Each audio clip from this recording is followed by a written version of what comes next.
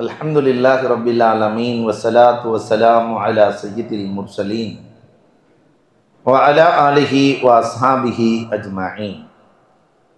قال الله تعالى في القرآن العظيم والفرقان المجيد بعد أعوذ بالله من الشيطان الرجيم بسم الله الرحمن الرحيم ولهن مثل الذي عليهن بالمعروف وقال النبي صلى الله عليه وسلم تنكح المرأة لأربعين ولمالها ولجمالها ولحسبها ولدينها فاظفر بذات الدين أو كما قال عليه الصلاة والسلام. صدق الله مولانا العظيم وصدق رسوله النبي الكريم ونحن على ذلك من الشاهدين والشاكرين والحمد لله رب العالمين. புகழ் அனைத்தும் அல்லாஹ் ஒருவனுக்கே. சாந்தியும் சமாதானமும் கண்மணி ரசூலுல்லாஹி ஸல்லல்லாஹு அலைஹி வஸல்லம் அவர்களின் மீதும் அவர்களை பின்பற்றிய உத்தம சத்திய சஹாபாக்கள், தாபஈன்கள், தபஅத் தாபஈன்கள், சுகதாக்கள், சாலிஹீன்கள், நாதாக்கள், நல்லவர்கள், குறிப்பாக நம் அனைவரின் மீதும் அல்லாஹுவின் சாந்தியும் சமாதானமும் என்றென்றும் நின்று நிலவட்டுமாகுக. கணியத்திற்கும் மிகுந்த மரியாதைக்கு முறைத்தான் அல்லாஹுவின் நல்லடியார்களே, அண்ணல் பெருமானார் ஸல்லல்லாஹு அலைஹி வஸல்லம் அன்னவர்களின் வாழ்க்கை வரலாற்று குறிப்பிலிருந்து பெருமானாரினுடைய இளமை பருவம் எப்படி இருந்தது என்று நாம் பார்த்து வந்தோம். பெருமானார் ஸல்லல்லாஹு அலைஹி வஸல்லம் அன்னவர்கள் ஒரே ஒரு ஹதீஸிலே உக்ஸிம் இப்னு ஸைஃபி என்று 72 வயது கிழவன், குடுகுடு கிழவன், 18 வயது பெருமானாரை பார்த்து அபூ தாலிபிடத்திலே, வளர்ப்பு தந்தை அபூ தாலிபிடத்திலே இவரை பற்றி என்ன நினைக்கிறீர் என்று கேட்கிற போது அபூ தாலிப் தொடர்ந்து பெருமானாரினுடைய புகழை சொல்லிக்கொண்டே வருகிறார்கள். இதைத்தான் நேற்று பார்த்தோம். கடைசியிலே உக்ஸிம் இப்னு ஸைஃபி கேட்டுக்கொண்டே இருக்கிறார். அபூ தாலிப் பதில் சொல்லி மாள முடியாமல் உக்ஸிம் இப்னு ஸைஃபியை பார்த்து சொன்னார், இவரை பற்றி கேட்டுக்கொண்டே இருக்கிறீர்கள், நானும் சமூகத்தின் மீது பாசமுள்ளவர் என்றேன், குடும்பத்திலே சங்கையானவர் என்றேன், குணாலகு படைத்தவர் என்றேன், அமானிதத்தை காப்பவர் என்றேன், எப்பொழுதும் உண்மை சொல்பவர் என்றேன், எல்லோரின் மீதும் நம்பிக்கை வைத்திருப்பவர் என்றேன், எல்லோரின் மீதும் நல்லெண்ணம் கொண்டவர் என்றேன், சமூகத்திற்கு அள்ளி கொடுப்பவர் என்றேன், ஃபஹ்ஷான காரியங்கள் பாவகாரியத்தில் அவர் ஈடுபட்டதே இல்லை என்றே. இதற்கு மேலும் நீங்கள் கேட்கிறீர்களே, லஹு ஃபதுலுன் மதீன், அவரை பற்றி கேட்டால் நான் சொல்லுவேன், உலகத்தில் என்னென்ன காரியங்கள் நன்மை என்று இருக்கிறதோ அது முழுவதும் இவருக்கு சொந்தம். 18 வயது இளைஞனுக்கு தகப்பனார் கொடுத்த சர்டிபிகேட். நம்ம தகப்பனார் என்னைக்காவது நம்ம பிள்ளைகளுக்கு இந்த சர்டிபிகேட்டை கொடுத்திருக்கிறார்களா? என் பிள்ளை உண்மைதான் பேசுவான், பொய்யே பேச மாட்டான், என் பிள்ளை நல்ல பிள்ளை என்ற சர்டிபிகேட் கொடுக்கிற அளவிற்கு இளமையில் பெருமானார் நடந்தார்கள். இதெல்லாம் கேட்டு முடிச்சுட்டு அந்த உக்ஸிம் இப்னு ஸைஃபி ஒரு வார்த்தை சொன்னார் அபூ தாலிபை பார்த்து, உங்களுக்கு இவ்வளவுதான் தெரியும், நான் யமன் தேசத்திலிருந்து வருகிறேன், அந்த முகக்குறிப்பை பார்த்து சொல்லுகிறேன், வேதம் படித்திருக்கிறேன், வேதம் சொல்கிறது, இவர் சாதாரண இளைஞன் அல்ல.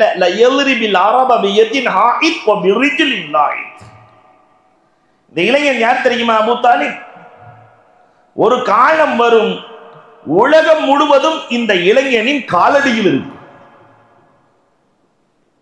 உலகம் முழுவதும் 18 வயதில் பெருமானாரை குறித்து அவர் பார்த்த பார்வை,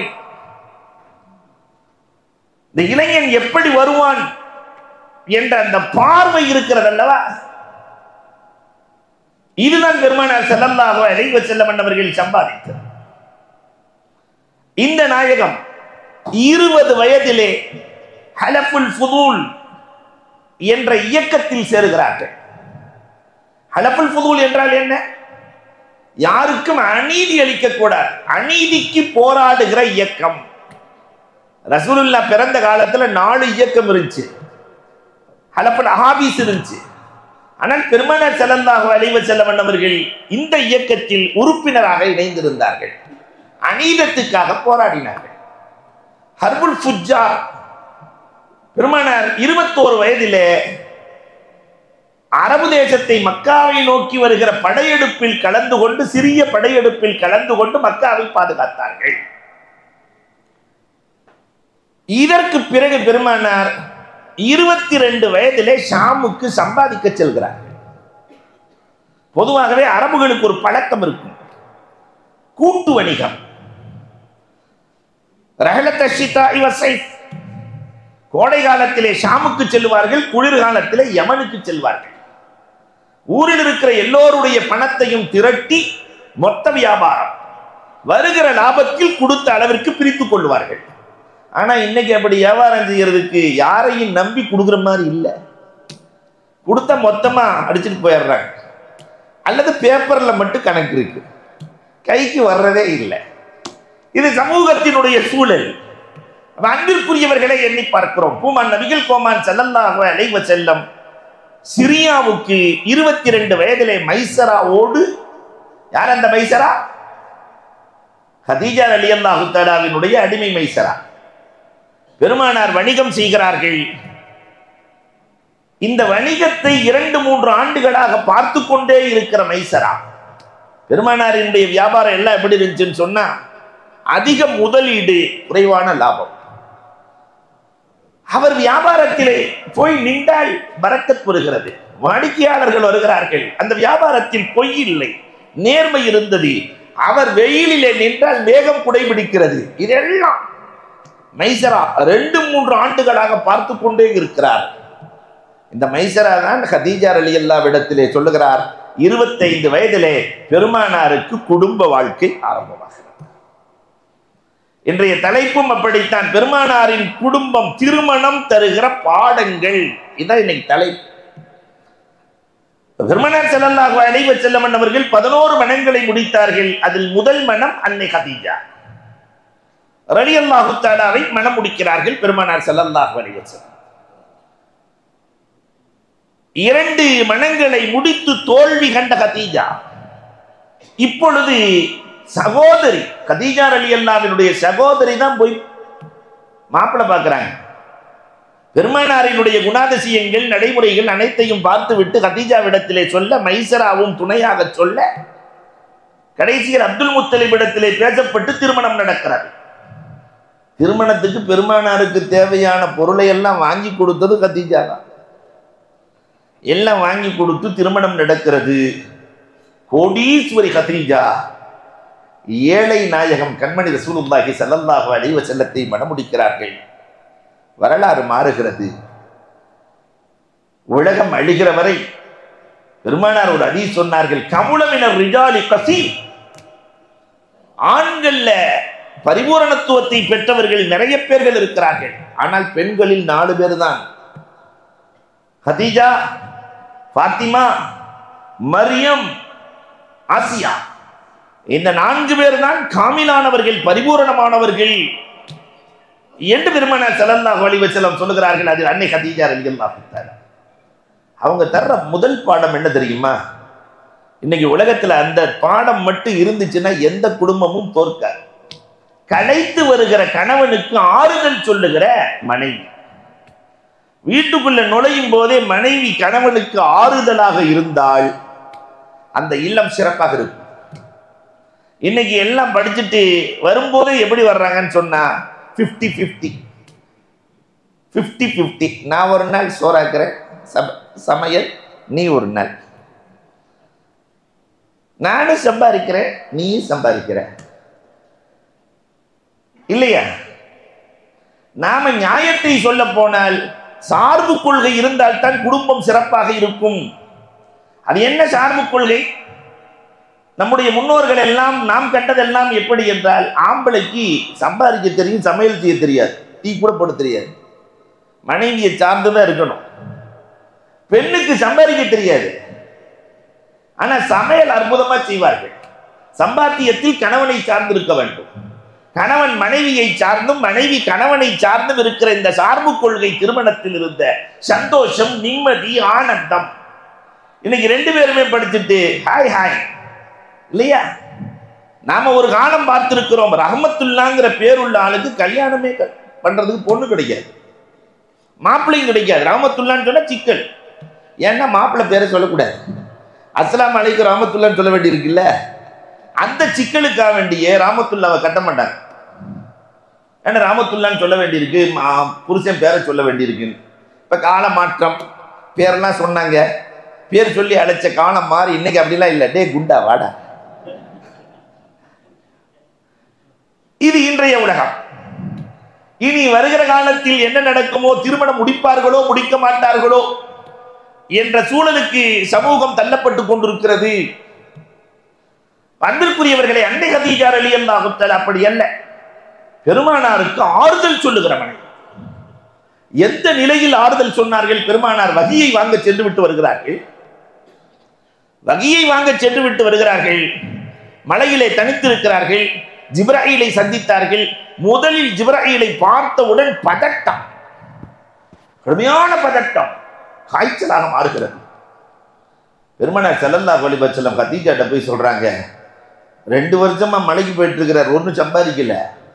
கதீஜா ரலியல்லாஹு போய் சொல்றாங்க, இந்த மாதிரி காய்ச்சல் ஆயிடுச்சு, ஒரு பெரிய உருவத்தை பார்த்தேன், நான் பயந்துட்டேன், காய்ச்சல் ஆயிடுச்சு. நம்ம வீட்டில் பெண்கள்கிட்ட சொன்னா உன்னை யார் மலைக்கு போய் சொன்னது? சம்பாதிக்கிறத விட்டு போட்டு நீ மலையில உட்காந்து காய்ச்சல் வராமல் என்ன செய்யும் இல்லையா? காத்து கருப்பு பிடிக்காம என்ன செய்யும்? நம்ம சொல்லுவோமா இல்லையா?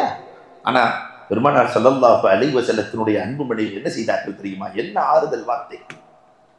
இந்த மனைவி சொன்ன ஆறுதல், கல்லா, நீங்கள் கவலைப்படாதீர்கள். ஏன் தெரியுமா? உங்களை மனமுடித்து நான் பார்த்த அனுபவம். 15 வருஷமா அவங்க கூட நான் வாழ்ந்துட்டு இருக்கிறேன். 40 வயசுல வகி வருது. 15 வருஷமா அவங்க கூட நான் வாழ்ந்துட்டு இருக்கிறேன். ஆனால் இதுவரை எப்படி நீங்கள் நடந்தீர்கள் தெரியுமா? தக்ஸீல் மஅதும். இங்க கொஞ்சம் நான் நிறுத்திட்டு, 15 வருஷம் வாழ்ந்த மனைவி கணவனோடு இருக்கிற நிலையையும் கொஞ்சம் யோசித்து பார்க்க வேண்டும் இல்லையா? கல்யாணம் முடிச்ச புதுசுல அவ்வளவு ஆனந்தமா இருப்பாங்க. வண்டியில எல்லாம் போறதை பார்த்தாக்கா கட்டி பிடிச்சி பயங்கரமா. ஏன்னா ஒன்னா மொத்தமா போனா 2 பேரும் போயிடணும், ஒருத்தர் மட்டும் போய் இன்னொருத்தர் தப்பிச்சிடக்கூடாதுன்னு. இந்த 3-4 வருஷம்லாம் ஆச்சுன்னு சொன்னாக்கா அப்படி தோல்ல கை போட்டுட்டு போவாங்க. இந்த 10 வருஷம்லாம் ஆச்சுன்னா அப்படி சட்டையை லேசா அப்படி பிடிச்சிட்டு லேசா அதே பார்த்தலாம். 15 வருஷம்லாம் ஆச்சுன்னு சொன்னாக்கா டெச்சே இருக்காது, பின்னாடி பிடிச்சிக்கந்தம்மா. உன் மேல நம்பிக்கை இல்லை, வண்டி மேல இருக்கிற நம்பிக்கை கூட உன் மேல இல்லை இல்லையா? சிரிக்கிறதெல்லாம் பார்த்தா நடக்கிற மாதிரியே தெரியுது. அப்ப அன்பிற்குரியவர்களை எண்ணி பார்க்க வேண்டும். 15 வருட வாழ்க்கையின் அனுபவம். பெருமானாருக்கு சொன்ன வார்த்தை என்ன தெரியுமா? தக்ஸீல் மஅதும். நீங்கள் சாதாரண ஆள் இல்ல, இல்லாத அத்தனை பேர்களுக்கும் சம்பாதிக்கிற பண்பு உங்களிடத்தில் இருக்கிறது. தஹ்மிலுல் கல், எல்லோருடைய கஷ்டத்தையும் நீங்கள் சுமக்கிறீர்கள். உங்களுக்கு என்ன கஷ்டம் வரப்போகிறது? வ தஸிலுர் ரஹம், உறவுகளின் மீது நீங்கள் கொண்டிருக்கிற பற்று, அவர்களுக்கு நீங்கள் செய்கிற உபகாரம் உங்களை ஒரு காலத்திலும் கைவிடாது. துக்ரில் லைஃப், விருந்தாளிகளுக்கு நீங்கள் விருந்தோம்பல் செய்கிறீர்கள். வ துஈனு அலா நவாஇபில் ஹக், சத்தியத்தின் அத்தனை வழிகளிலும் நீங்கள் செலவழிக்கிறீர்கள். துஈனு, உதவி செய்கிறீர்கள். உங்களுக்கு ஒண்ணு வராது. கதீஜா ரலியல்லாஹு கொடுத்த ஆறுதலும் ஊக்கமும் பெருமானாரை ஆக உயரத்திற்கு கொண்டு சென்றது. பெருமானாருக்கு கதீஜா தருகிற முதல் பாடமே இதுதானே. ஆறுதல் தருகிற மனைவி எந்த இல்லத்தில் இருக்கிறாரோ அந்த இல்லம் தோற்காது. கணவனுக்கு துணையாக நிற்கிற மனைவி இருக்கிற இல்லம் தோற்காது. கணவனை மதிக்காத மனைவி இருக்கிற இல்லம் ஜெயிக்கவே ஜெயிக்காது. கபரஸ்தான்லையும் அங்கேயும் இருக்கிறது ஒண்ணு இல்லையா? அப்ப அன்பிற்குரியவர்களே, இப்ப எழுத்தாளன் ஜெயகாந்தன், அவனுடைய வரலாறு நீங்க பாத்தீங்கன்னா, இன்னைக்கு எழுத்தாளர் ஜெயகாந்தனை பத்தி எல்லாத்துக்கும் தெரியும். அருமையான நாவல் எழுத்தாளர். மல்லிகை கடையில வேலை செய்யறாரு. வேலையில இருந்து விளக்கிட்டான் கடைக்காரன். விளக்குனவுடனே மனைவிட்ட வந்தவுடனே மனைவி சொன்னா, நீங்க ஏன் கவலைப்படுறீங்க? 35,000 ரூபாய் நீங்க கொடுத்ததுல இருந்து நான் சேர்த்து வச்சிருக்கிறேன். 35,000 ரூபாய். 35,000 ரூபாயில நம்ம 1 வருஷம் வாழலாம். நான் சொல்றது 25 வருஷத்துக்கு முன்னாடி. 1 வருஷம் வாழலாம். நீங்கள் எழுதுங்கள். உங்கள் பேனா முனைக்கு என்று தனி பவர் இருக்கிறது. நீங்கள் எழுதுங்கள், நான் துணை நிற்கிறேன், குடும்பத்தை நான் பார்க்கிறேன், எழுதுங்கள். மனைவி கொடுத்த உத்வேகம், மனைவி கொடுத்த ஆர்வம், அல்லாஹ் அக்பர். இன்றைக்கும் உலகத்திலே எழுத்தாளர்கள், தமிழ் இலக்கிய எழுத்தாளர்கள், தமிழ் நாவல் எழுத்தாளர்களில் மிகச் சிறந்தவனாக நிகழ்வதற்கு காரணம் அந்த மனைவியின் ஊட்டுதல். கதீஜா ரலியல்லாஹு அன்ஹா படிக்க வேண்டிய பாடம் நிறைய உண்டு. அதுல முதல்ல ஆறுதல் சொல்லுதல் அவர்களுக்கு சொந்தமானது. இரண்டாவது, மக்கள் எல்லாம் பேசுறாங்க, பெருமானார் காசுக்காக கல்யாணம் பண்ணிட்டாங்க, பெரிய கோடீஸ்வரி இல்ல. இந்த செய்தி கிடைச்ச உடனே எல்லாத்தையும் ஒன்று சேர்த்தாங்க. கதீஜா ரலியல்லாஹு ஒன்று சேர்த்து சொன்னார்கள், என் சொத்துக்கள் முழுவதையும் நான் என் கணவர் கண்மணி ரசூலுக்கு அன்பளிப்பு செய்து விட்டேன். அவர் கை மேலே இருக்கும், என் கை கீழே இருக்கும் என்றார்கள். அவர் கை மேலே இருக்கும், என் கை கீழே இருக்கும். என்ன அற்புத வாழ்க்கை, என்ன அற்புத வாழ்க்கை. ஜிப்ராயில் அலைஹிஸ்ஸலாம் வந்து சொல்லுகிறார்கள், ரசூலே, அல்லாஹ் கதீஜாவுக்கு சலாம் சொல்லி அனுப்பினார். ரப்பின் சலாம் கதீஜாவுக்கு என்றால் கதீஜா ரலியல்லாஹு வாழ்ந்த வாழ்க்கை அத்தனையும் இஸ்லாத்திற்காக. முதலில் இஸ்லாத்தை ஏற்ற பெண்மணி. அவர்கள் வாழ்ந்த காலம் முழுக்க தலைமுடி தெரியாது. வீட்டில் பரக்கத்து வரணும் பெண்களுக்குன்னு சொன்ன தலைமுடி மறைச்சிருக்கணும். முடி அவுரத் என்ற முதல் பாடத்தை கதீஜா தான் இந்த உலகத்திற்கு கற்றுக் கொடுக்கிறார்கள். இன்னைக்கு அதெல்லாம் எந்த பிரச்சனையும் இல்லை. நேராக போய் கட்டிங் பண்ணிட்டு நம்ம பொண்ணுங்க படுத்துற பாடு. அல்லாஹு அக்பர். கதீஜா ரலியல்லாஹு இடத்துல பெருமானார் வந்து சொல்கிறார்கள், அம்மா கதீஜா, ஜிப்ராயில் அலைஹிஸ்ஸலாம் உங்களுக்கு சலாம் சொல்ல ஆசைப்படுகிறார்கள், அழைத்து வரட்டுமா? அழைத்து வாருங்கள் ரசூலே. ஜிப்ராயில் அலைஹிஸ்ஸலாம் வீட்டுக்கு வருகிறார்கள், சலாம் சொல்லுகிறார்கள், பதில் சலாம் சொல்லுகிறார்கள் கதீஜா ரலியல்லாஹு. ஆனால் வந்தது ஜிப்ராயில் தானான்னு சோதிக்கணும். என்ன செய்யணும்? ஜிப்ராயில் கதீஜாவை பார்த்துருவாங்க, ஆனா கதீஜாவுக்கு ஜிப்ராயிலை பார்க்கிற ஆட்கள் வேண்டுமே. ஜிப்ராயிலை பார்க்கணுமே இல்லையா? தெரியாது. வந்தது ஜிப்ராயில் தானா? கதீஜா ரலியல்லாஹு சம்மணம் போட்டு உட்கார்ந்துக்கிட்டே ரசூலுல்லாஹ்வை அழைத்து என் மடியில் உட்காருங்கன்றார். என் மடியில் அமருங்க. மனைவியின் மடியில் அமருகிறார்கள் ரசூலுல்லாஹ். வலது காலில் உட்கார்றாங்க, தொடையில. ஜிப்ராயில் நம்மை பார்த்து கொண்டிருக்கிறாரா? ஆமா, பார்த்துட்டு தான் இருக்கிறார். அப்படி கொஞ்சம் எந்திரிங்க. இடது தொடையில் அமருங்கள். ஜிப்ராயில் நம்மை பார்த்து கொண்டிருக்கிறாரா? பார்த்துட்டு தான் இருக்கிறாரு. தலைச்சீலையை அகற்றி தலைமுடி தெரிகிற அமைப்பில் உட்கார்ந்து இப்பொழுது ஜிப்ராயில் நம்மை பார்த்து கொண்டிருக்கிறாரா? பெருமானார் சொன்னார்கள், தலை தெரிக்க ஓடிக்கொண்டிருக்கிறார். அதான் கதீஜா சொன்னாங்க, முந்திய வேதத்தில் படித்திருக்கிறேன், வேதக்காரர்களிடத்திலே கேட்டிருக்கிறேன், எந்த வீட்டில் பெண் முடியை மறைத்திருக்கிறாளோ அந்த வீட்டில் மலக்குகள் தங்குகிறார்கள். எந்த வீட்டில் பெண் முடியை மறைக்கவில்லையோ அந்த வீட்டில் காசான மலக்குகள் வருவதில்லை. இன்னைக்கு கேரள மக்கள் எப்பொழுதுமே முடியை மறைக்கிற வழக்கம் கொண்டவர்களாக இருக்கிறார்கள். பரக்கத் கொட்டுது. இங்க நம்ம இதுல அல்லாஹு அக்பர் லைசன்ஸ் என்று நினைத்துக் கொண்டார்கள் புர்காவை. புர்கா போட்ட எங்க வேணாலும் போலாம். ஸ்ரீதேவியில போய் நல்ல நோன்பு திறக்கலாம், எங்க வேணாலும் போலாம். மக்கள் நினைத்துக் கொண்டார்கள், அது என்ன புர்கா லைசன்ஸா? அன்பிற்குரியவர்களே, அந்த புர்காவை போட்டு விட்டு பின்னால் முடியை தூக்கி போட்டுவது அறவே கூடாது, ஹராம். இந்த பாடத்தை முதலில் சமூகத்திற்கு சொல்லிக் கொடுத்தவர்கள் அன்னை கதீஜா. பெருமானார் ஸல்லல்லாஹு அலைஹி வஸல்லத்தோடு வாழ்கிறார்கள். அல்லாஹு அக்பர்.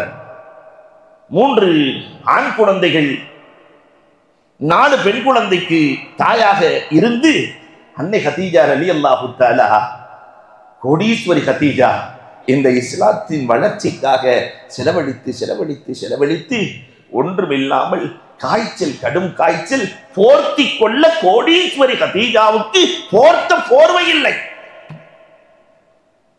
இந்த நிலையிலும் கொஞ்சம் நம்ம யோசிச்சு பார்க்கணும்.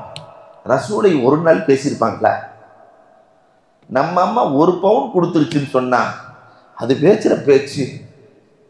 சொத்தையே கொடுத்துட்ட மாதிரி, நான் ஒன்றை தானே கொடுத்தேன், அத்தனையும் நாசம் பண்ணிட்டு வந்துட்டியே, நடுத்தருவில் நிற்க வச்சுட்டியே, என்னை இப்படி ஆக்கிட்டியே அப்படி ஆக்கிட்டியே என்று சொல்லுகிற இந்த உலகத்தில் அத்தனையும் இழந்த அன்னை கதீஜா ரலியல்லாஹு தஆலா போர்த்தி கொள்ள போர்வை இல்லை. பாத்திமாவை அழைத்து, சின்ன பிள்ளை பாத்திமா, அம்மா பாத்திமா போயாரு, கடுமையா காய்ச்சலா இருக்கு, ரசூலுல்லாஹ் பள்ளியில இருக்கிறாங்க, போர்த்தி கொள்ள துண்டை வாங்கிப்பா.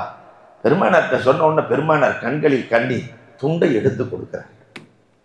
பெருமானாரின் துண்டை போர்த்தினாலும் காய்ச்சல், கடும் காய்ச்சல். அப்ப கதீஜா கேட்டு அனுப்புனாங்களா, அம்மா பாத்திமா நான் மௌத்தாயிட்டா, கபர்ல வைக்கும் போது ரசூல் தன்னுடைய தலப்பாகையை என்னுடைய கபர்ல வைப்பாங்களா? கபரின் வேதனை இல்லாமல் போகுமே, தலப்பாகையை வைப்பாங்களா? இந்த செய்தியை பாத்திமா ரலியல்லாஹு தஆலா போய் ரசூலிடத்திலே சொல்ல, ரசூல் தேம்பி தேம்பி அழுதார்களாம். சொல்லம்மா பாத்திமா, அம்மாவிடத்திலே சென்று சொல்லம்மா, என் தோளை கலட்டி கேட்டால், என் தோளை கலட்டி கேட்டால் என் கதீஜாவுக்கு தருவேன். என்ன வாழ்க்கை, அற்புதமான வாழ்க்கைக்கு சொந்தக்காரர்கள் அன்னை கதீஜா. குடும்ப வாழ்க்கை என்பது இப்படித்தான் இருக்க வேண்டும். அல்லாஹ் அக்பர்.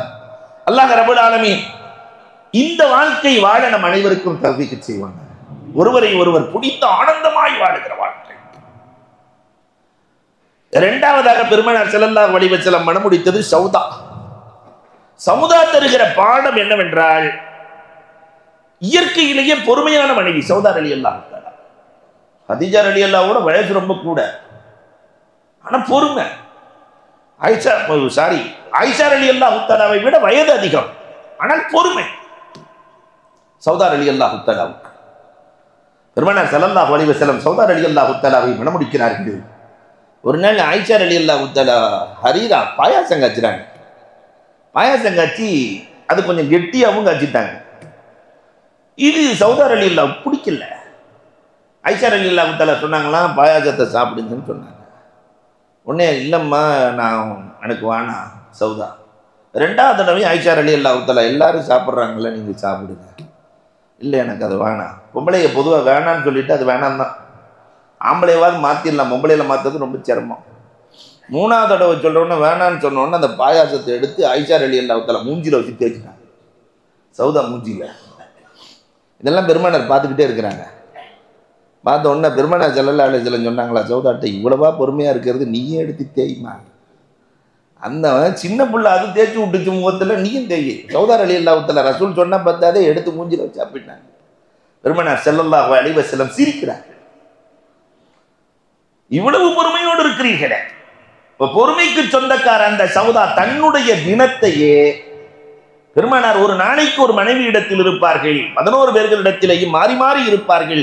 தன் தினத்தையே ஆயிஷாவுக்கு அன்பளிப்பு செய்தவர்கள். என் தினத்தையும் சேர்த்து உங்களுக்கு நான் வழங்கி விடுகிறேன். அவ்வளவு அல்லாஹு அக்பர்.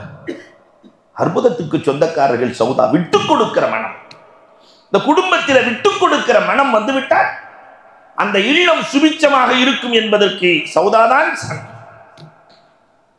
இன்னைக்கு விட்டுக் கொடுக்கிற மனம் நம்முடைய இல்லங்களில் எவ்வளவு இருக்கிறது? ஆண் விட்டுக் கொடுக்கிறானா, பெண் விட்டுக் கொடுக்கிறாளா அப்படின்னு ஒரு பட்டிமன்றமே வைக்கலாம். அவ்வளவு தூரத்துக்கு இன்னைக்கு குடும்பம் ஓடிக்கொண்டிருக்கிறது. எல்லா நிலைகளிலும் ஆண் தான் விட்டுக் கொடுக்க வேண்டிய சூழலில் தள்ளப்பட்டிருக்கிறார். பெண் ஒரு காலத்தில் விட்டுக் கொடுக்க தயாராக இல்லை.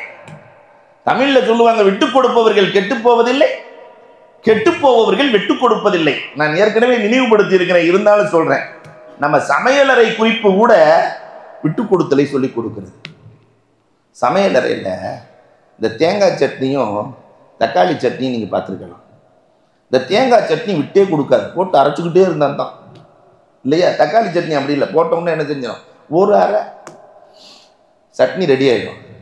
ஆனால் விட்டு கொடுக்குற தக்காளி சட்னி கெட்டே போகாது. விட்டு கொடுக்காத தேங்காய் சட்னி சீக்கிரம் கெட்டு போயிடும் இல்லையா? நம்ம சமையலறை கூட இந்த சமூகத்திற்கு பாடம் சொல்லித்தரும். இப்ப விட்டு கொடுக்காதவர்கள் சமூகத்தில் வாழ்வதில்லை. விட்டு கொடுத்து வாழ்ந்த மனைவி சௌதா. மூன்றாவதாக பெருமானார் ஸல்லல்லாஹு அலைஹி வஸல்லம் அவர்கள் அன்னை கதீஜா ரலியல்லாஹுவுக்கு அடுத்து சௌதா. மூன்றாவதாக ஆயிஷா சித்திகா.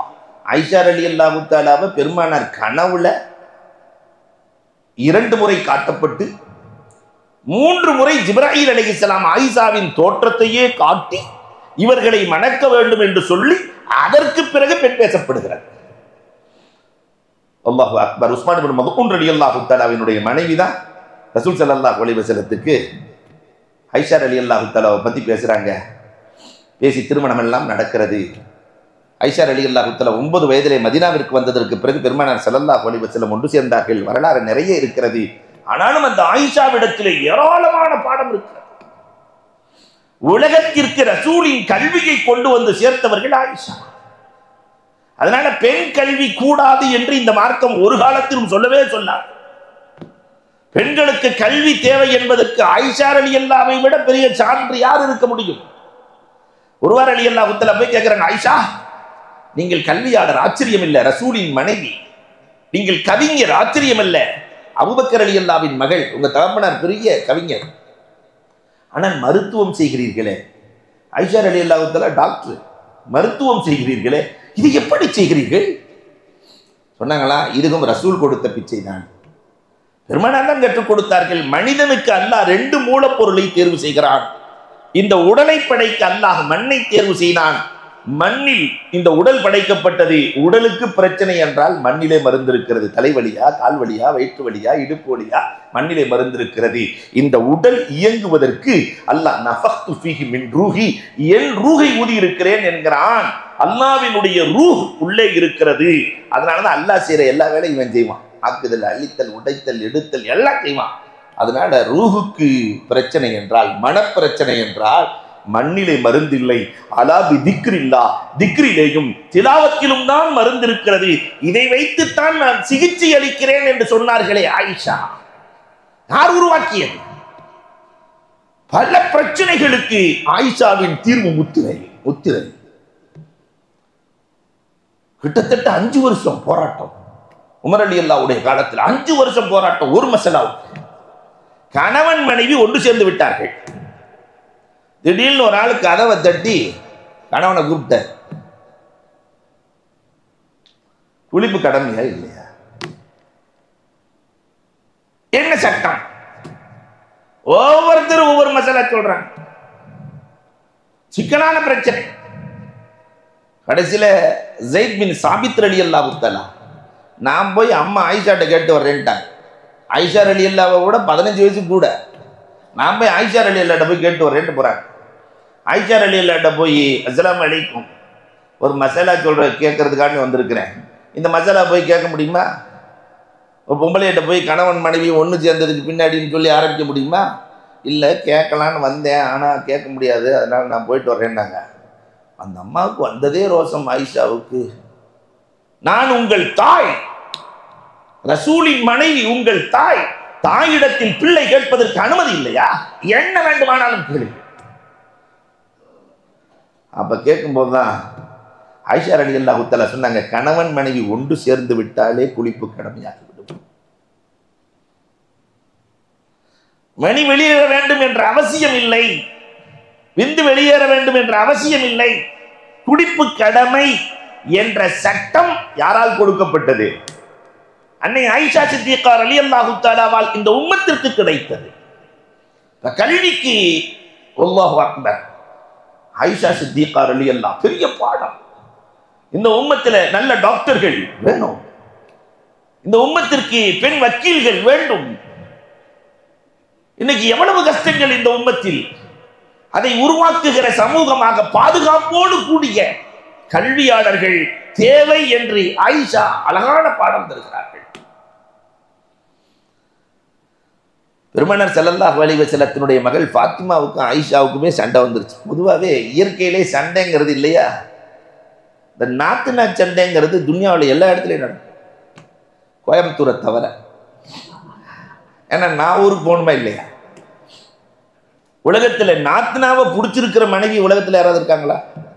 என் நாத்துனா ரொம்ப நல்லவங்க அப்படின்னு சொல்ற ஒரு ஆள் கூட கிடையாது. ஒரு நாத்துனாவு என்றாலே ஒரு 4 நாத்துனா, 3 நாத்துனா, 5 நாத்துனாலாம் இருந்துச்சுன்னா என்ன நிலைமை? சக்கராத் தான், உலகத்திலே சக்கராத் தான். அதோ ஃபாத்திமா ரலியல்லாஹு தஆலாவுக்கும் ஆயிஷாவுக்கும் பிரச்சனை. ஃபாத்திமா ரலியல்லாஹு ஆயிஷா ரலியல்லாஹு திட்டிடுறாங்க. இப்போ எப்படி சரி பண்ணுறது? நாம என்ன செய்வோம்? ரசூல் ஸல்லல்லாஹு அலைஹி வஸல்லம் வர்றாங்க, 2 பேருமே குற்றச்சாட்டு. ஆயிஷா சரியில்லைன்னு ஃபாத்திமா சொல்றாங்க, ஃபாத்திமா சரியில்லைன்னு சொல்லி ஆயிஷா சொல்றாங்க. என்ன செய்யறது? பெருமானார் ஸல்லல்லாஹு அலைஹி வஸல்லத்தை போல பிரச்சனையை தீர்க்கிற மாமனிதர்களை இந்த உலகம் கண்டதே இல்லை. நேரா ஃபாத்திமாட்ட போனாங்க. பொதுவாகவே பிள்ளைங்க என்ன சொன்னாங்க கேட்பாங்க, இந்த மனைவிமார்கள் அன்னையிலேருந்து இன்னைக்கு வரைக்குமே கொஞ்சம் கஷ்டம்தான். அதனால நேராக பிள்ளைகிட்ட போய் சொன்னாங்களா, அம்மா பாத்திமா எனக்கு எதெல்லாம் பிடிக்கும்ல அதெல்லாம் உனக்கும் பிடிக்கும் தானே? ஆமாம் வாப்பா, உங்களுக்கு பிடிச்சதெல்லாம் எனக்கு பிடிக்கும் வாப்பா. எனக்கு ஆயிஷாவை ரொம்ப பிடிக்கும்மா, அதனால சண்டை போடாத. அதற்கு பிறகு ஃபாத்திமாவுக்கும் ஆயிஷாவுக்கும் சண்டை வந்ததாக ஒரு வரலாறு இல்லை.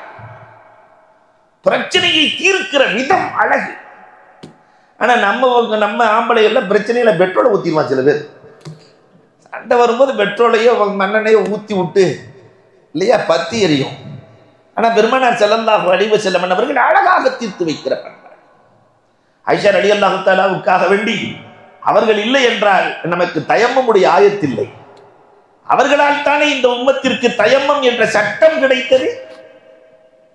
அல்லாஹு அக்பர். ஆயிஷா ரலியல்லாஹு சொல்றாங்க, மற்ற மனைவியை விட எனக்கு நிறைய சிறப்புகளை அல்லாஹ் வழங்கினான். நான் தான் பெருமானாருக்கு கன்னிப்பெண். என் சமூகத்தில் என் சந்ததியில் தான் 4 பேர் சஹாபி. வேற யாருக்கும் எந்த சமூகத்தில் உலகத்தில் யாருக்கும் இல்லை. என் தகப்பனார் சஹாபி அபூபக்கர் ரலியல்லாஹு, அவங்க தகப்பனார் சஹாபி அபூ குஹாஃபா. நான் சஹாபி, எங்க அக்கா மகன் அஸ்மா மகன் அப்துல்லாஹ் இப்னு ஜுபைர் சஹாபி. 4 தலைமுறை சஹாபி என்பது எங்களுக்கு மட்டும் சொந்தம். ஆயிஷா ரலியல்லாஹு தஆலா சொல்றாங்க, 11 வசனங்களை கொண்டு அல்லாஹ் ரப்பல் ஆலமீன் என்னை பரிசுத்தப்படுத்தினார்.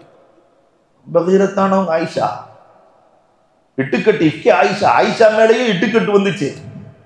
பெருமானார் பெருமையோடு இருக்கிறார்கள். 11 வசனத்திலே அல்லாஹ் சுத்தப்படுத்துகிறான். அபூபக்கர் ரலியல்லாஹு போய் சொல்லிட்டாங்க, அல்லாஹ் உன்னை சுத்தப்படுத்திட்டாமா. இங்கேயும் நம்ம கவனிக்கணும், இட்டுக்கட்டு தன் மகளின் மீது இட்டுக்கட்டு நடந்து பெருமானார் ஒதுங்கி இருக்கிற போது கூட பெருமானாரின் மீது உயிரை விட்டவர்கள் அபூபக்கர் ரலியல்லாஹு தஆலா.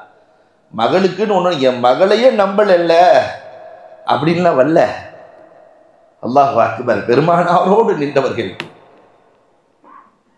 பெருமானார் வந்து சொல்றாங்க, அல்லாஹ் 11 வசனத்தை இறக்கி உங்களை சுத்தப்படுத்தினா பிஹம்தில்லாஹ் லா பிஹம்தி, உங்களை எல்லாம் புகழ மாட்டேன், அல்லாஹ்வை தான் புகழ வேண்டாங்க. அபூபக்கர் ரலியல்லாஹு பின்னாடி இருந்து செருப்பு எடுத்து காட்டினாங்களாம். ரசூலுல்லாஹ் பேசக்கூடாது, அடிச்சிருவேன், அடிச்சு ஒழுங்கா இருந்துங்க, பல்ல உடைச்சிருவேன்னு சொல்லுவோமா இல்லையா, அப்படிலாம் காட்டுறாங்க. ஆனா ஆயிஷா ரலியல்லாஹு தெளிவா நிற்கிறாங்க. பெருமானார் ஸல்லல்லாஹு அலைஹி வஸல்லம் கடவாய்ப்பல் தெரிய சிரித்தார்களாம். என் ஆயிஷா என்ன ரோஷப்படுகிறார்கள். அப்ப மனைவியின் ரோஷத்தை கூட கணவன் கண்டு ரசிக்க வேண்டும் என்பதற்கு ஆயிஷாவும் ரசூலும் தான் அழகான பாடம். என் மனைவி ஆயிஷா ரோஷத்திலும் அழகானவள் இல்லையா? அன்பிற்குரியவர்களை எண்ணி பார்க்க வேண்டும். என் மடியில் தான் பெருமானார் ஸல்லல்லாஹு அலைஹி வஸல்லம் கடைசி நேரத்தில் இருந்தார்கள். என் வீட்டில் தான் பெருமானார் ஸல்லல்லாஹு அலைஹி வஸல்லம் அடக்கப்பட்டார்கள். என் மடியில் இருக்கிற போதுதான் வஹி இறங்கியது. எல்லாம் எனக்கு சொந்தம் என்று ஆயிஷா சொல்லுகிறார்களே. பெருமானாரோடு அழகான வாழ்க்கை. அதற்கு அடுத்த மனைவி உம்மு சலமா ரலியல்லாஹு தஆலா. உலகத்திலே மந்திர சொற்கள் எத்தனை இருக்கிறதோ எல்லாம் உம்மு சலமாவால்.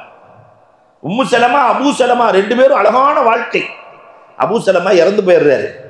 ஆனா ரசூலுல்லாஹ் சொல்லி கொடுத்த ஒரு துவாவுக்கு எவ்வளவு பவர். மௌத்தா போயிட்டா இன்னா இல்ல, எந்த கஷ்டம் வந்தாலும் இன்னா இலைஹி ராஜி சொல்லிடணும். முசீபத் வந்துருச்சுன்னா சொல்லிட்டா அல்லாஹ் அதை விட சிறந்த பகரத்தை தருவான். இத மனசுல உறுதியா புடிச்சு வச்சுக்கிட்டாங்க. உம்மு சலமா நினைச்சு பாக்குறாங்க, அபூ சலமாவை விட சிறந்த கணவன் இன்னா இல்லாஹ் சொல்லிட்டோம், அல்லாஹ்வை நம்புறோம், அபூ சலமாவை விட உயர்ந்த கணவன் நமக்கு கிடைப்பாரு. அரபுலகத்தில் அப்படி ஒருத்தர் இல்லையே என்று நினைத்துக் கொண்டிருக்கிற போதுதான் பெருமானார் ஸல்லல்லாஹு அலைஹி வஸல்லம் பெண் கேட்டு அனுப்புகிறார்கள். உம்மு சலமாவை நான் மணமுடித்துக் கொள்கிறேன் கேட்டுவாங்க. அல்லாஹு அக்பர். உம்மு சலமா அந்த சந்தோஷத்துல ரசூல் கேட்டாங்கன்னா, ஏன்ட்ட 3 குறை இருக்கு, அதை ரசூல்கிட்ட சொல்லிருங்க. ஒண்ணு, எனக்கு நிறைய பிள்ளைங்க இருக்கு, 4 பிள்ளைங்க இருக்கு எனக்கு. 2வது, எனக்கு வயசாயிடுச்சு. 3வது, நான் ரோஷக்காரி. உங்கள்கிட்ட ரசூல்கிட்ட போய் ரோஷத்தை காட்ட முடியாதுல்ல. பெருமானார் ஸல்லல்லாஹு அலைஹி வஸல்லம் வந்து சொல்லும் போது பெருமானார் சொன்னார்கள், எனக்கும் குழந்தை இல்லையா, என் குழந்தையோடு சேர்த்து இவர்களும் குழந்தையாக இருக்கட்டும். யத்தீமான பிள்ளைகள், எல்லா யத்தீம்களுக்கும் நான் தானே தகப்பனாக இருக்கிறேன். உம்மு சலமாவை விட நான் வயதானவன் தானே, அதனால் எனக்கு வயசாயிடுச்சு. ஆனால் ஒரு பெண்ணுக்கு ரோஷம் ஆகாது. அல்லாஹும்ம இத்ஹப் அன்ஹல் கீரா, உம்மு சலமாவிடத்திலிருந்து அந்த ரோஷத்தை அகற்றி விடுனாங்க பெருமானார் ஸல்லல்லாஹு அலைஹி வஸல்லம். குடும்பத்தில் இருக்கிற பெண்ணுக்கு ரோஷம் கூடாது. அந்த ரோஷப்படுகிற மனைவி கப்பலில் இருக்கிற நங்கூரத்தை அசைப்பதற்கு சமம். எதுக்கு எடுத்தாலும் எங்க அம்மா வீட்டுக்கு போயிடுறேன், எங்க அம்மா வீட்டுக்கு போயிடுறேன். சில பேர் நங்கூரத்தை ஆட்டிக்கிட்டே இருக்கும் இல்லையா, அந்த ரோஷம் அது கூடாது. உம்மு ஸலமா ரலியல்லாஹு தஆலாவை போன்ற ஆலோசனை தருபவர்கள் உலகத்தில் யார் இருக்கிறார்கள்? ஹுதைபியா உடன்படிக்கையின் போது என்ன செய்வதென்றே தெரியவில்லை. ஹுதைபியா உடன்படிக்கை ஒரு அழகான பாடம். பெருமானார் ஸல்லல்லாஹு அலைஹி வஸல்லத்திற்கு மிகப்பெரிய இல்லையா, ரசூலுடைய தைரியத்துக்கும் அளவே கிடையாது. அகல் போர் 4 சக்திகள் ஒன்று சேர்ந்து பெருமானாரை எதிர்த்து அல்லாஹ் காற்றால் காப்பாற்றுகிறான். தன்னை அழிக்க 4 சக்திகள் இருக்கிறது என்று தெரிஞ்சுக்கிட்டே பெருமானார் ஸல்லல்லாஹு அலைஹி வஸல்லம் எந்த விதமான ஆயுதமும் எடுக்காமல் மக்காவுக்கு புறப்பட்டு போறாங்கன்னு சொன்னா, ரப்பு நம்மோடு இருக்கிறாங்கிற அந்த வலுவான தைரியம் தானே. போனா அங்க உம்ரா செய்ய விடலை யாருமே. போன ஆளுகள்லாம் திரும்பி வர மாட்டேங்கிறாங்க. 5 பேர்த்த அனுப்புனாங்க. கடைசியில் உஸ்மான் ரலியல்லாஹு இறந்தே போயிட்டாங்கன்னு செய்தி வந்துருச்சு. என்னென்னவோ செஞ்சு கடைசியில் சஹாபாக்கள் வந்துட்டோம், எஹ்ராமோட உம்ரா செஞ்சுட்டு தான் போகணும், ஒரு வழியே இல்லை. உமர் ரலியல்லாஹு ஒரு வார்த்தை சேர்த்து கேட்டாங்க. காலம் முழுக்க அழுதாங்க உமர் ரலியல்லாஹு. இருக்க குழப்பத்தையெல்லாம் பார்த்துட்டு நீங்க நபி தானேன்ட்டாங்க. நீங்க நபி தானே, ஏன் அவங்க சொன்னதெல்லாம் கேட்குறீங்க? முகமதுங்கிறத ரசூலுல்லாங்கிறத அலின்னா அழிக்கிறீங்க, எதை சொன்னாலும் சொல்றீங்க, அவர்கள் எதை சொன்னாலும் சரி என்கிறீர்களே, நபி தானே. சொல்லி முடிக்கல, அல்லாஹ் வசனத்தை இறக்கிட்டானே, இன்னா ஃபதஹ்னா லக ஃபதஹம் முபீனா. வெற்றி வருவதற்கு முன்னால் மிகப்பெரிய வெற்றியை அடைந்து விட்டீர்கள். ஹுதைபியா வெற்றிங்கிறான்.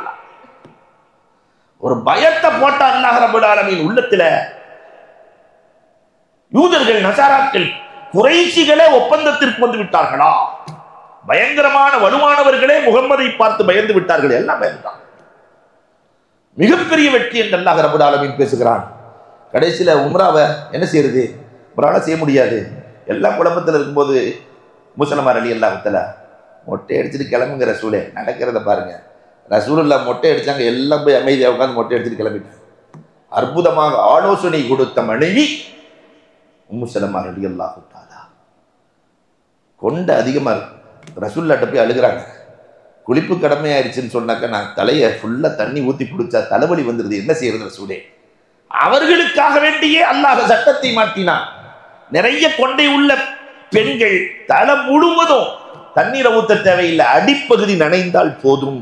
கொண்டையை தூக்கி பிடிச்சிட்டு கீழ்ப்பகுதியில் தண்ணியை ஊற்றி நனைச்சிட்டா குளிப்பு கூடிவிடும், பரலான நிலை கூடிவிடும். உம்மு ஸலமாவுக்காக வேண்டிய அல்லாஹ் ரப்பல் ஆலமீன் சட்டத்தை இயக்கினான். அதற்கு அடுத்த மனைவிதான் உம்மு ஹபீபா. அல்லாஹு அக்பர். உம்மு ஹபீபாவை விட சிறந்த பாடம் இந்த உம்மத்திற்கு கிடையாது. இன்றைய உலகத்தில் கணவனா தகப்பனா எந்த குடும்பம் ஜெயிக்கும்? கல்யாணத்துக்கு பின்னாடி என் தகப்பனை விட என் கணவன் மேல் என்று நினைக்கிற குடும்பம், நினைக்கிற மனைவி தோற்கவே மாட்டார்.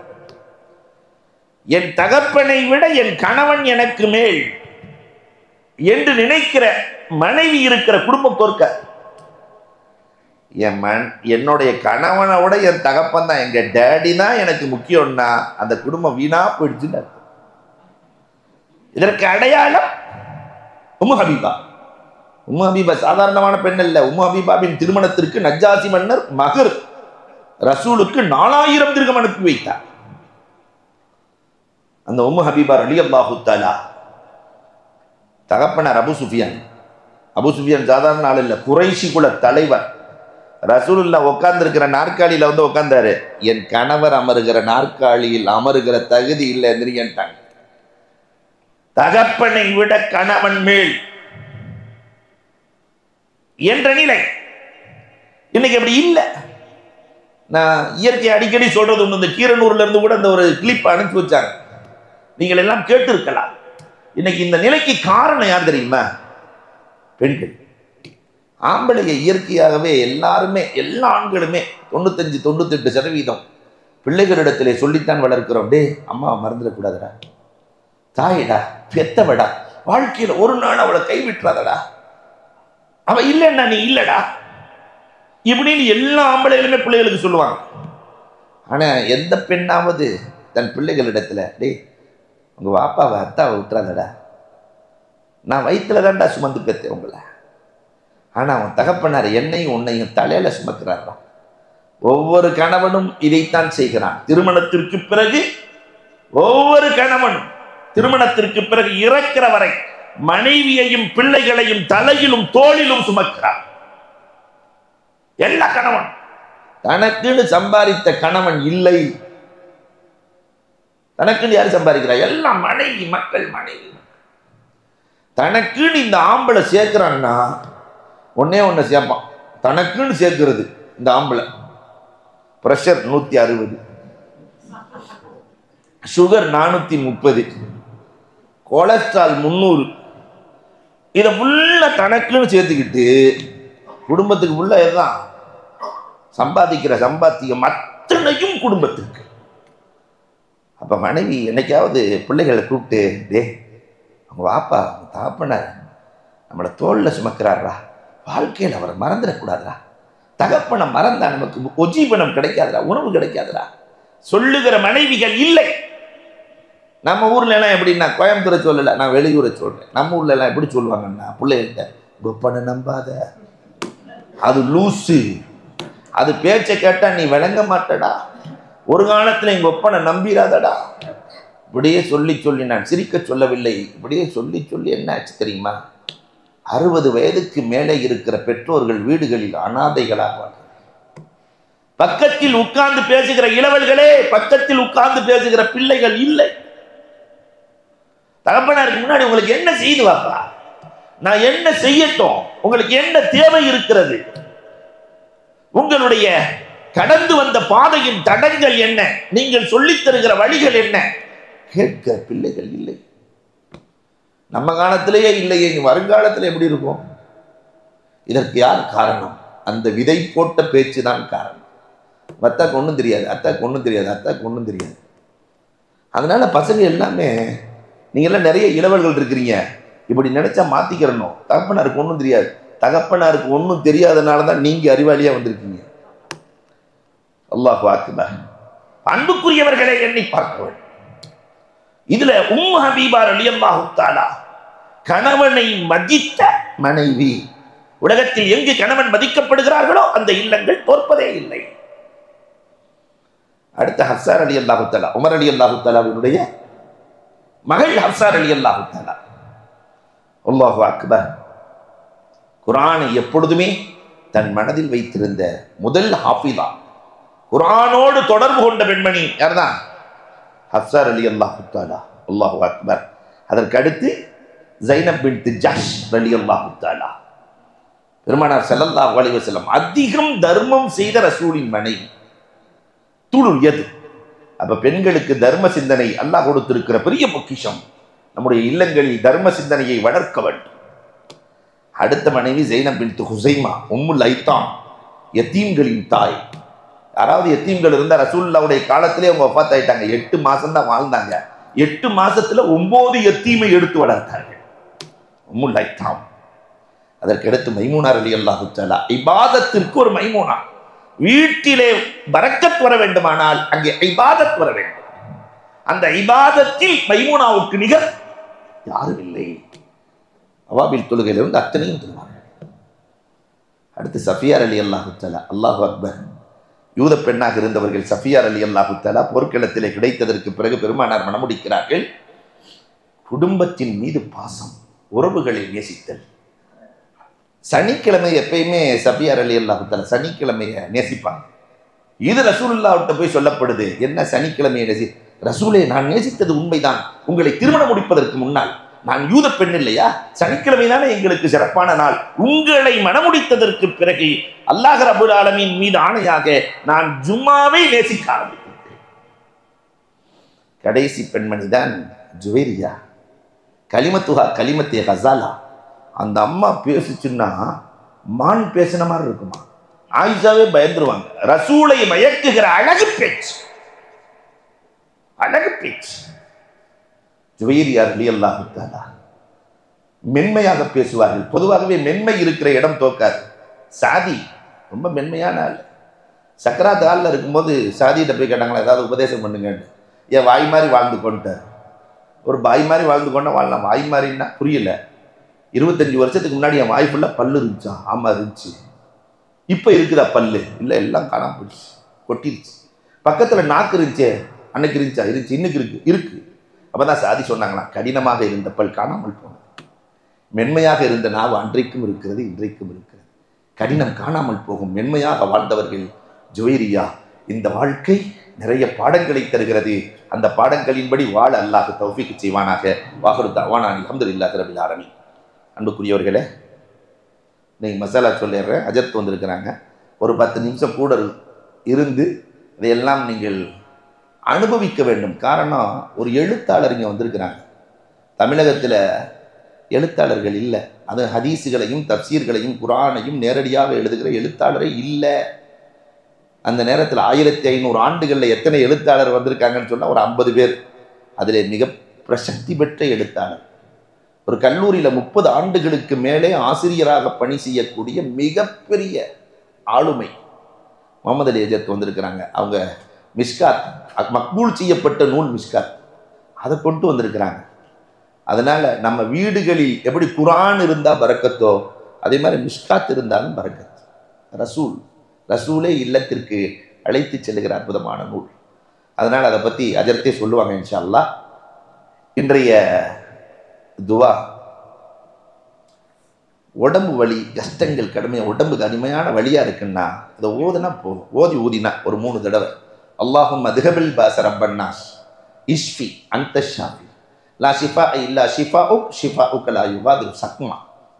அல்லாஹும்ம அதுஹபில் பாஸ ரப்பன்னாஸ் இஷ்ஃபி அன்த ஷாஃபி லா ஷிஃபா இல்லா ஷிஃபாஉக் ஷிஃபாஉக லா யுகாதிரு ஸக்மா.